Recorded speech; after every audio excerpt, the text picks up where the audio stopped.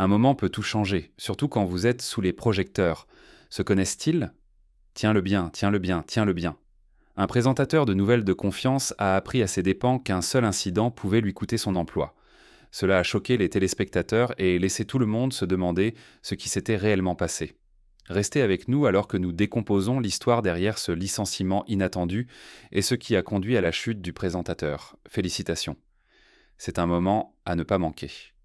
Numéro 22. Incident de vol à main armée, en direct. Un soir, alors que Vuamvoko rapportait pour la South African Broadcasting Corporation, deux hommes sont soudainement apparus derrière lui. Au début, il pensait qu'ils essayaient simplement de perturber sa diffusion en direct, comme certains téléspectateurs le font pour s'amuser. Cependant, il est rapidement devenu évident que leurs intentions étaient beaucoup plus sinistres. Les hommes ont tenté de voler l'équipe de nouvelles, et Vuio pouvait être entendu s'exclamant « Nous sommes en train d'être cambriolés. Et nous sommes en train d'être cambriolés. » Clairement, ces voleurs n'étaient pas des génies criminels. Ils ont choisi de commettre leurs crimes en direct à la télévision, rendant leurs identités facilement reconnaissables par les forces de l'ordre. Cela a permis à la police de les identifier et de les appréhender peu après l'incident. Malgré les arrestations éventuelles, cela a été une expérience terrifiante pour Vuio et son équipe, laissant les téléspectateurs troublés alors qu'ils assistaient à l'événement en temps réel. Pensez-vous que la télévision est meilleure en direct, ou les choses devraient-elles être enregistrées à l'avance pour éviter que des moments embarrassants ne soient vus dans le monde entier? Faites-le nous savoir dans les commentaires ci-dessous. À la prochaine fois. Numéro 21. Une prise de contrôle troublante. En 2015, un détournement de nouvelles inhabituelles s'est produit aux Pays-Bas. Un soir, alors que la chaîne de nouvelles NOS diffusait comme d'habitude, un jeune homme de 19 ans portant un costume et brandissant une arme est entré dans le studio. Il a exigé de parler immédiatement à quelqu'un de CNN. L'agresseur a permis à la plupart du personnel de partir, mais en a gardé quelques-uns avec lui. Marchant nerveusement avec son arme, il a assuré à ses otages qu'il était tout aussi anxieux qu'eux et a promis qu'il serait libéré une fois qu'il aurait parlé à CNN. Compréhensiblement, l'équipe a pu douter de ses intentions. Ils l'ont informé qu'il contactait en CNN. Mais en réalité, ils gagnaient du temps en attendant l'arrivée de la police. Peu après, les forces de l'ordre ont fait irruption et le jeune homme s'est rendu sans résistance. Il s'est avéré que l'arme qu'il brandissait n'était qu'une réplique. Jugé comme un adulte, le jeune homme de 19 ans a reçu une peine de prison. Étrangement, personne n'a jamais découvert le motif derrière ces actions bizarres. Numéro 20. La controverse des documents. Killian. 2 semaines avant l'élection présidentielle américaine de 2004, CBS a diffusé un épisode de 60 minutes 2 avec Dan Rather présentant les documents Killian. Avant cette diffusion, il avait reçu des informations d'un informateur qui prétendait avoir aidé George W. Bush à éviter le service militaire pendant la guerre du Vietnam. Les mémos, qui accusaient le Bush de fausses déclarations concernant son service dans la garde nationale aérienne du Texas, ont rapidement circulé en ligne et ont été soumis à un examen minutieux, beaucoup soupçonnant qu'ils étaient des contrefaçons. Sous une pression croissante, CBS a finalement retiré l'histoire et a renvoyé les producteurs impliqués dans sa diffusion. Même après le retrait, CBS a maintenu que les allégations étaient valides. Rather a déclaré que ceux qui voulaient discréditer l'histoire devaient attaquer le processus par lequel nous sommes parvenus à la vérité, et ils nous ont attaqués avec succès sur cela. Bien que Rather ait continué à travailler pendant un certain temps, il a finalement été évincé après plus de 40 ans avec le réseau. Cette controverse a ensuite été dramatisée dans le film de 2015 intitulé Truth, numéro 19. Crise des otages à l'antenne. En janvier 2024, l'Équateur a déclaré l'état d'urgence alors qu'un conflit éclatait entre des gangs criminels et le gouvernement. Lors d'une diffusion en direct sur TC, les téléspectateurs ont été témoins d'un incident choquant. Des intrus armés ont pris d'assaut le studio et ont menacé le présentateur de nouvelles en direct. Une femme pouvait être entendue supplier « Ne tirez pas, s'il vous plaît, ne tirez pas ». Les assaillants ont exigé que le présentateur de nouvelles délivre un message en leur nom. Pendant 20 minutes tendues, l'équipe du studio a été prise en otage en direct, avec des millions de téléspectateurs regardant la scène terrifiante se dérouler. Heureusement, la police et les forces militaires ont rapidement encerclé la station de télévision et ont arrêté tous les criminels armés. Bien que secouée par l'expérience, l'équipe de nouvelles est sortie indemne. Cet incident alarmant a mis en évidence la vulnérabilité des journalistes lorsque la loi et l'ordre s'effondrent. Les criminels visaient à prendre le contrôle du pays et prendre le contrôle des médias faisait partie intégrante de leur stratégie. Numéro 18. Exposer Big Pharma. Jane Hacker a consacré des années à travailler en tant que reporter pour des réseaux locaux et nationaux, mais elle est devenue surtout connue pour son affaire de lanceuse d'alerte contre BBTVT, une filiale de Fox. En 1997, Hacker et son mari de l'époque, Steve Wilson, ont produit un rapport critique sur une entreprise de biotechnologie appelée Monsanto. Beaucoup d'entre vous se souviennent peut-être du nom Monsanto, mais voici un bref aperçu. Active de 1901 à 2018, Monsanto était spécialisé dans les produits chimiques, agricoles et biochimiques. Au début des années 2000, ils ont acquis plusieurs entreprises de semences et étaient de fervents défenseurs des organismes génétiquement modifiés. Des problèmes juridiques se sont accumulés pour Monsanto en raison de préoccupations sanitaires liées à ces produits. En 2016, Bayer, une entreprise chimique allemande, a décidé d'acheter Monsanto, finalisant l'acquisition en 2018. Par la suite, Monsanto a été fusionné dans la division Crop Science de Bayer. D'ici 2020, Bayer était contraint de payer plus de 10 milliards de dollars pour régler des réclamations juridiques liées au désherbant Roundup. Certaines de ces réclamations étaient associées à des problèmes de santé prétendument causés par des ingrédients comme le glyphosate présent dans le Roundup. Ce produit est encore largement disponible aujourd'hui et a été lié à des cancers dans plusieurs études. De plus, les herbicides de Monsanto étaient connus pour avoir un impact négatif sur l'environnement et nuire aux populations d'abeilles, un problème qui persiste malheureusement. Dans un effort pour faire taire le rapport, Monsanto a contacté Roger Ailes, qui était le président de Fox News à l'époque. Ils l'ont informé des conséquences potentielles de l'histoire. Une semaine plus tard, Monsanto a envoyé une deuxième lettre plus pressante, menaçant de graves conséquences pour Fox News si le rapport était diffusé en Floride. Cela a provoqué une anxiété considérable à WTVT, les poussant à abandonner l'histoire et finalement à refuser de renouveler les contrats d'Hacker et Wilson l'année suivante. Le couple a considéré cela comme un licenciement abusif et a intenté une action en justice contre le réseau. Le mari d'Hacker a déclaré « Ce n'était pas une question d'être licencié sans raison. Vous nous licenciez parce que nous avons refusé de diffuser quelque chose que nous savions et avons démontré comme faux et trompeur. Après un long procès, le tribunal a statué en faveur de WTVT, ne donnant gain de cause à Hacker que sur une seule réclamation de lanceuse d'alerte. Numéro 17. Agression troublante. En 2016, une reporter nommée Mary était à Hollywood pour couvrir la mort du chanteur David Bowie. Alors qu'elle faisait son reportage, un homme en sweat à capuche gris est apparu soudainement derrière elle, souriant. Juste après, l'homme a foncé sur Mary sans avertir. La caméra a rapidement tourné pour protéger Mary de l'attaquant. Pendant un bref moment, les téléspectateurs ont aperçu l'homme s'enfuyant, mais ce fut une expérience glaçante dans l'ensemble. L'incident s'est produit en direct à la télévision, apparemment sans aucune motivation.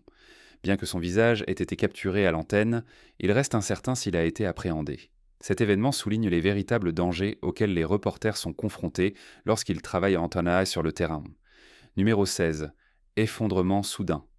Un matin, une diffusion de nouvelles à Los Angeles se déroulait comme prévu jusqu'à ce que les présentateurs passent la parole à la météorologiste Alyssa Coulson. Soudain, les choses ont pris un tournant dramatique. C'est vraiment le calme avant la tempête. Pas encore. Non, elle a murmuré avant de s'évanouir en direct, s'affaissant et tombant au sol. Au début, les présentateurs de nouvelles semblaient vraiment perplexes, mais il est rapidement devenu évident que quelque chose n'allait pas gravement. La cause de l'évanouissement d'Alyssa était floue. 9 ans plus tôt, après s'être sentie mal lors d'une diffusion, elle avait découvert qu'elle avait une valve cardiaque fuyante. Cependant, elle a déclaré que cet incident particulier n'était pas lié. Heureusement, elle s'est rétablie et a ensuite assuré aux téléspectateurs qu'elle allait bien. Ce fut un moment effrayant tant pour l'équipe que pour le public assistant à une telle urgence médicale inattendue en direct. Cela rappelle que l'on ne peut jamais anticiper quand une crise de santé pourrait survenir. Numéro 15. Encore inattendu. Un jour particulier, un reporter de nouvelles était dans une banque de l'Iowa, couvrant un vol qui avait eu lieu juste un jour auparavant.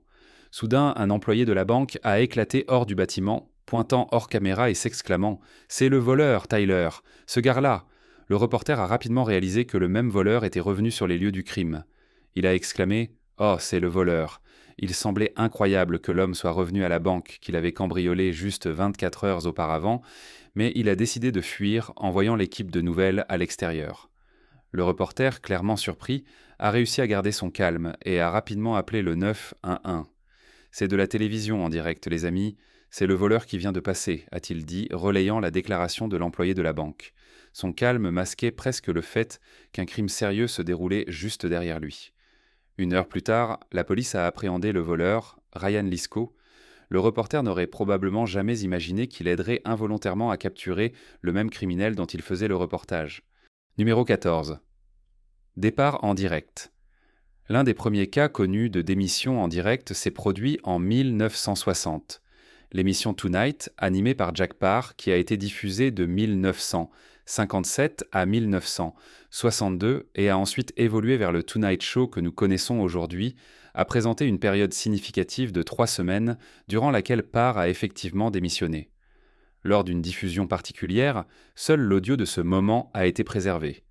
Paar a été pris par surprise lorsque les censeurs de NBC ont remplacé l'une de ses blagues sur les toilettes par un nouveau segment. Connu pour son tempérament fougueux, il a annoncé son départ en direct à l'antenne, déclarant « Je suis opposé à du matériel osé planifié délibérément. Je suis encore plus fermement opposé au journalisme jaune.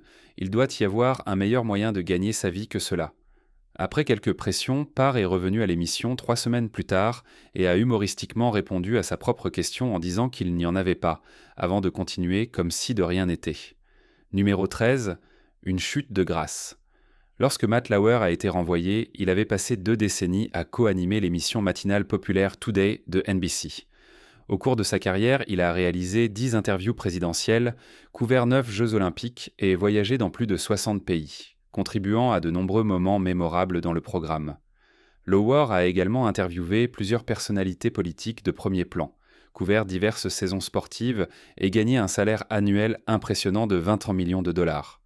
En réfléchissant à son temps avec NBC, il a un jour déclaré « J'étais monsieur nonchalant jusqu'à environ 25 minutes. Nous avons tous discuté de nos histoires personnelles et de comment nous en sommes arrivés là, et maintenant je ne suis qu'un amas de papillons. Je ne pourrais pas être plus heureux. » Cependant, en novembre 2017, la direction de NBC a soudainement renvoyé Lauer après qu'une collègue féminine l'ait accusé de comportement inapproprié. Au fil du temps, d'autres allégations ont émergé, certains initiés suggérant que le réseau était au courant des inconduites de Lauer et avait choisi de les ignorer. La direction de NBC a annoncé que Lauer était licencié en raison de rapports de comportement sexuel inappropriés sur le lieu de travail. Après son licenciement, Lauer a publié une déclaration exprimant sa honte face aux allégations, tout en rejetant certaines comme fausses. Sa chute soudaine a choqué beaucoup de ceux qui avaient suivi de près sa carrière distinguée. Les allégations et le licenciement qui a suivi ont marqué une conclusion dramatique et controversée aux 2 décennies de Lauer dans l'une des émissions matinales préférées d'Amérique. Numéro 12. La montée des talibans. En 2021, l'Afghanistan a connu un changement dramatique lorsque les talibans ont repris le contrôle. Alors que les troupes américaines se retiraient, les talibans ont saisi des bâtiments gouvernementaux et des médias à travers le pays. Un présentateur de nouvelles était en plein milieu d'une diffusion lorsqu'un groupe de membres des talibans a fait irruption dans le studio. Il semblait visiblement effrayé alors qu'il était entouré par ces hommes armés. Ils lui ont ordonné de transmettre un message au peuple afghan les exhortant à ne pas quitter le pays. Depuis cette prise de pouvoir, plus de 600 médias en Afghanistan ont fermé leurs portes et les présentatrices de nouvelles doivent désormais respecter de strictes nouvelles directives. Cela a dû être terrifiant pour ce présentateur, réalisant qu'une erreur pouvait lui coûter la vie. Heureusement, il est resté indemne, mais ce moment a laissé une impression durable sur les téléspectateurs. Maintenant, il est temps de parler du sujet insolite. Lors d'une émission de sondage d'opinion en direct, un présentateur de nouvelles tenait un ballon rouge à l'envers. D'un angle de caméra, cela semblait inapproprié pour les téléspectateurs à la maison. Bien que ce ne fût qu'un ballon, le moment est rapidement devenu viral. Les téléspectateurs ont inondé le réseau de plaintes. La station l'a laissé partir le lendemain. Avez-vous été surpris par ce tournant inattendu ? Partagez vos pensées dans les commentaires ci-dessous avec le hashtag sujet insolite. Numéro 11. Images inappropriées. Eric Bolling, un commentateur conservateur et personnalité de la télévision, a commencé son parcours professionnel en tant qu'analyste financier dans l'émission d'information et de business Fast Money. Il a fait la transition vers le Fox Business Network à la fin des années 2000 et est finalement devenu un animateur prominent dans The Five. Cependant, son ascension constante chez Fox a pris un tournant brutal en septembre 2017 lorsque HuffPost a publié un rapport alléguant des inconduites. L'article affirmait que Bolin avait à plusieurs reprises envoyé des photos et des messages textes inappropriés à ses collègues féminines. Bolin a rapidement nié ces allégations, mais le réseau l'a suspendu pendant qu'il menait une enquête. Environ un mois plus tard, il a été licencié de son poste et son émission a été annulée. Dans un effort pour se défendre, il a déclaré « Ma femme de 20 ans et moi sommes complètement d'accord sur la même longueur d'onde et je n'ai jamais fait quelque chose comme ça. » Numéro 10. Liens familiaux et éthique professionnelle. Chris Cuomo, anciennement un animateur très respecté à Cable News Network, a été renvoyé en raison de son implication dans la défense de son frère, l'ancien gouverneur de New York, Andrew Cuomo. L'ex-gouverneur a fait face à plusieurs allégations de harcèlement tout au long de sa carrière politique. Une accusatrice a déclaré que lors d'un briefing privé dans son bureau, le gouverneur l'a embrassée et s'est souvent approché d'elle de manière inappropriée. En raison d'un conflit d'intérêts perçu, Chris Cuomo a décidé de ne pas couvrir les allégations contre son frère dans son programme d'actualité en prime time. Il a déclaré « Je n'ai jamais couvert les problèmes de mon frère parce que j'ai manifestement un conflit, et il y a des règles à Cable News Network à ce sujet. » Cependant, une enquête du bureau du procureur général de New York a révélé que Chris avait secrètement aidé son frère à élaborer une défense contre les accusations de harcèlement. Cela a conduit Cable News Network à le suspendre indéfiniment et finalement à mettre fin à son emploi en décembre 2021. Chris Cuomo a défendu ses choix, insistant « Je sais où se trouve la limite. Je peux la respecter et être là pour ma famille, ce que je dois faire. » Malgré ces affirmations, Cable News Network a conclu qu'il avait en effet franchi cette limite. L'enquête a révélé que Chris utilisait ses connexions médiatiques pour recueillir des informations sur les accusateurs et conseiller l'équipe de son frère sur la manière de répondre aux allégations. Cette conduite a violé les normes et l'éthique journalistique soutenue par Cable News Network, entraînant son licenciement. Chris Cuomo s'est retrouvé dans la position difficile de devoir équilibrer loyauté personnelle et devoir professionnel, risquant finalement une carrière prometteuse au sein du réseau. Numéro 9. Désordre chez les présentateurs. Les débats d'actualité peuvent devenir intenses, mais les présentateurs sont généralement censés maintenir un certain niveau de professionnalisme. Ce ne fut pas le cas en 2014 lorsque deux journalistes en Jordanie ont engagé une discussion animée concernant le conflit syrien. La conversation a rapidement dégénéré lorsque l'un des présentateurs a accusé son collègue, Shahir al-Jahari, de soutenir l'opposition syrienne. Malgré les efforts d'un troisième présentateur pour apaiser la situation, les deux hommes ont commencé à pousser le bureau des nouvelles d'un côté à l'autre, jusqu'à ce qu'ils finissent par s'effondrer. La sécurité a dû intervenir et retirer les deux individus du plateau. Ce type d'altercation n'est pas quelque chose que les téléspectateurs rencontrent souvent à la télévision, et beaucoup ont été laissés sous le choc. La situation aurait pu empirer si la sécurité n'était pas intervenue au bon moment. Numéro 8. Un tremblement de terre terrifiant.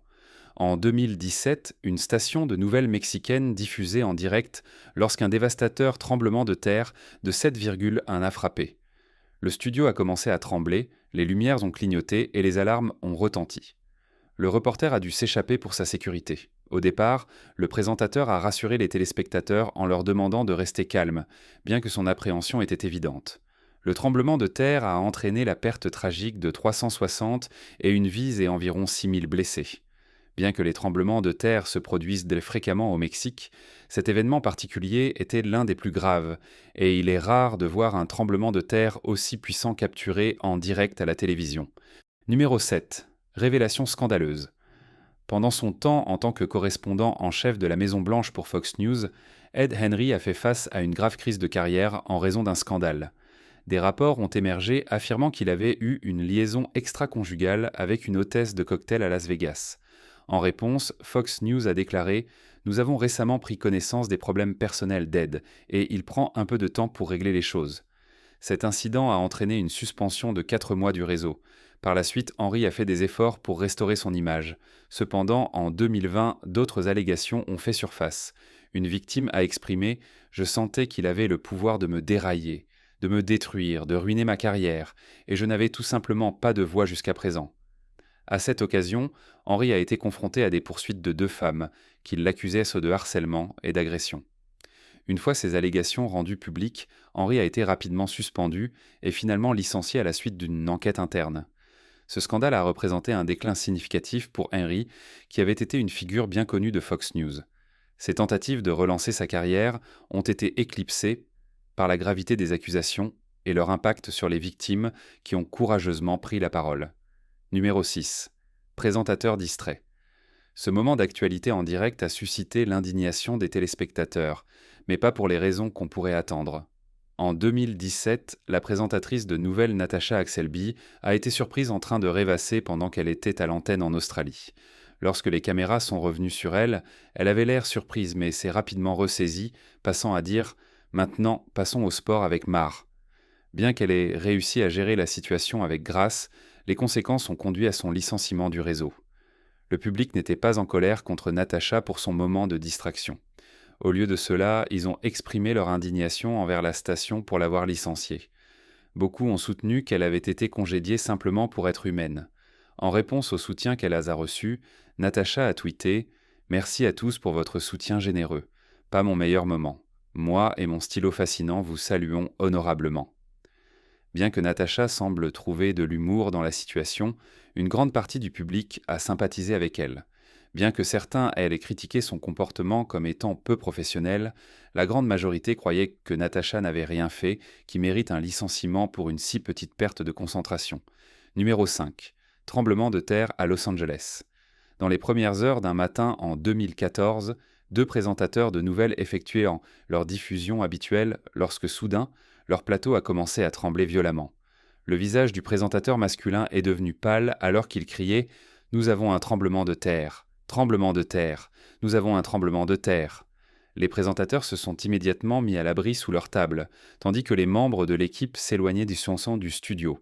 Un reporter a ensuite déclaré que c'était le tremblement de terre le plus intense qu'il ait jamais ressenti en direct. Bien que les tremblements de terre ne soient donc pas rares à Los Angeles, cet événement particulier s'est démarqué comme le plus puissant qu'ils aient vécu dans le studio. Avec plus de 300 lumières suspendues au-dessus de leur tête, certaines pesant jusqu'à 25 livres, le danger était considérable. Si même un seul luminaire était tombé, cela aurait pu entraîner des blessures de graves, voire pire pour les présentateurs. Heureusement, grâce à leur réaction rapide et à leur instinct de se mettre à l'abri, ils sont sortis indemnes de cette épreuve. Cet événement a servi de rappel de la nature imprévisible de la diffusion en direct, en particulier dans une région sujette à l'activité sismique. Numéro 4. AVC. Un matin, la présentatrice de nouvelles de l'Oklahoma, Julie Sheen, faisait son reportage habituel lorsqu'elle a soudainement commencé à balbutier. Au début, cela semblait être une simple erreur de langage, mais les erreurs ont persisté et Julie a rapidement réalisé que quelque chose n'allait pas. Elle a eu du mal à articuler ses pensées, disant « aujourd'hui, Allah, Allah, Allah », avant de perdre la vision d'un œil. Il est devenu clair pour elle qu'elle ne pouvait pas continuer avec la diffusion. Juste quelques instants auparavant, elle avait souri et se sentait parfaitement bien, pour découvrir qu'elle était en train de faire un AVC en direct. Ses collègues ont agi rapidement en reconnaissant la situation, appelant immédiatement le 911 pour obtenir de l'aide. Certains téléspectateurs inquiets ont également remarqué son détresse et ont appelé la station pour les alerter de ce qu'ils croyaient être une urgence médicale. Julie a été rapidement transportée à l'hôpital où elle a reçu les soins nécessaires et heureusement, elle s'est rétablie. Il était remarquable qu'elle ait réussi à maintenir son professionnalisme malgré la gravité de sa condition. La rapidité d'esprit de ses collègues et des téléspectateurs a potentiellement sauvé sa vie, soulignant l'importance de la vigilance dans des situations inattendues. Numéro 3. Propagation de la haine. La carrière de radiodiffusion de Rick Sanchez a commencé pendant ses années universitaires. L'animateur de nouvelles cubano-américain a développé ses compétences en travaillant dans des stations affiliées locales à Miami et Houston avant d'atteindre la scène nationale au début des années 2000. En 2004, Sanchez a rejoint CNN, où il a finalement animé son propre programme, Rick's List. Se sentant éclipsé par le remplacement de son émission dans son créneau horaire de prime time, Sanchez a fait des remarques incendiaires lors d'une interview avec Pete Dominic. Il a déclaré « Vous êtes une telle minorité. Je veux dire, vous savez, je vous dis que tout le monde qui dirige CNN ressemble beaucoup à Stewart. Et beaucoup de gens qui dirigent tous les autres réseaux ressemblent beaucoup à Stewart. » Les conséquences de ces commentaires ont été immédiates. Sanchez a été licencié le lendemain et son émission a diffusé son dernier épisode ce même soir. Dans un autre cas, le défunt Bob Beckel, connu pour avoir co-animé le programme de Fox News, The Five, de 2011 à 2015, s'est retrouvé au centre de la controverse en raison de plusieurs remarques offensantes, ciblant particulièrement les musulmans et les Américains d'Asie. Beckel a été initialement licencié du réseau après avoir été absent pendant plusieurs mois pour récupérer d'une opération du dos. Il a été réintégré 2 ans plus tard pour être de nouveau licencié pour avoir fait des commentaires racistes envers un employé afro-américain. Ce licenciement est survenu à une époque où plusieurs figures de haut niveau au sein du réseau faisaient face à des allégations de harcèlement. Fox News a choisi de rompre définitivement ses liens avec Beckel pour protéger sa réputation. L'avocat Douglas Wigdor, qui représentait le travailleur informatique et près de 2 douzaines d'autres employés de Fox, poursuivant le réseau pour discrimination raciale, a partagé un récit troublant impliquant Bob Beckel. Selon Wigdor, Beckel a réagi avec colère lorsqu'un employé noir de l'informatique est arrivé pour réparer son ordinateur et a quitté le bureau, citant la race de l'employé comme raison de son départ. M. Beckel s'est précipité hors de la pièce. Beckel aurait tenté de l'intimider devant le directeur des ressources humaines, Kevin Lord, le pressant de retirer sa plainte. Lorsque l'employé a refusé de céder, Fox aurait tenté de minimiser l'incident en divulguant l'histoire un vendredi, espérant réduire l'attention qu'elle recevait. De plus, Fox a négligé d'informer les médias des remarques réelles faites ou de la tentative d'intimidation. Wigdor a ajouté Numéro 2. La chute de Bill O'Reilly. Bill O'Reilly, l'animateur de The O'Reilly Factor sur Fox News, a connu une impressionnante carrière en tant que meilleure émission d'actualité par câble pendant 16 années consécutives. Cependant, en avril 2017, O'Reilly a été renvoyé du réseau à la suite d'un rapport choquant du New York Times. Après un examen approfondi des allégations portées contre lui, la société et O'Reilly auraient conclu un accord stipulant qu'il ne reviendrait pas à Fox News. L'article détaillait une série de poursuites pour harcèlement déposées contre O'Reilly, révélant qu'il avait payé des millions de dollars en règlement à diverses victimes. Ces révélations choquantes ont entraîné une chute significative des annonceurs pour son émission, conduisant finalement au départ d'O'Reilly du réseau. Les conséquences ont été rapides et sévères, reflétant le paysage changeant de la responsabilité dans les médias et la radiodiffusion. Après son départ, O'Reilly a commencé à animer un programme sur la plateforme de streaming conservatrice The First TV. Son départ a marqué un changement significatif dans l'industrie de la radiodiffusion, alors que des figures de haut niveau faisaient face à un examen accru de leurs actions et des conséquences qui en découlaient. L'affaire O'Reilly sert de rappel des normes changeantes au sein du paysage médiatique et de la nécessité de responsabilité parmi les figures publiques. Numéro 1. Au revoir Charlie Rose. Charlie Rose, un journaliste de télévision chevronné avec plus de 40 ans d'expérience, a établi une carrière prestigieuse et a animé des programmes sur divers réseaux.